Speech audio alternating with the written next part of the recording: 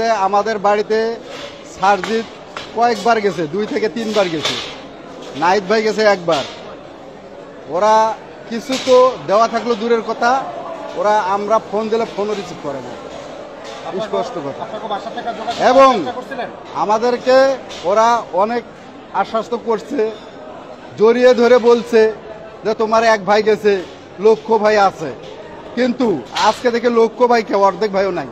সরকারি দল থেকে বর্তমান প্রধান উপদেষ্টা যে ডক্টর মোহাম্মদ ইউনূস, উনি আমাদের বাড়িতে গেছে, আমাদের সবাইকে নিয়ে বসছে, ভাই বোন মা বাবা চাচা সবাইকে নিয়ে বসছে, বসে সবার সাথে শুধু কুশল বিনিময় করছে, কথাবার্তা বলছে।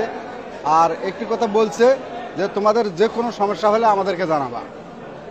কিন্তু এখন আব্বা যখন অসুস্থ হয়ে পড়ে রংপুর মেডিকেল কলেজ হাসপাতালে, তাকে এমার্জেন্সিভাবে ঢাকা সিএমএসে আনা লাগে। ওই সময় আমি কয়েকটা দপ্তরে ফোন দিছি, কিন্তু তারা ফোন রিসিভ করে না। এটা আমার সবচাইতে বড় দুঃখ। কিন্তু ওনারা শুধু আশ্বাস্ত করে মানুষকে, কিন্তু প্রশ্রয় দেয় না। তারা শুধু আমাদেরকে আশ্বাস্ত করছে, ঠিক আছে। বৈষম্য বিরোধীর যে ছাত্র আন্দোলনের নেতৃত্ব যারা দিচ্ছে, তারা শুধু আমাদেরকে আশ্বাস্তই করে গেছে।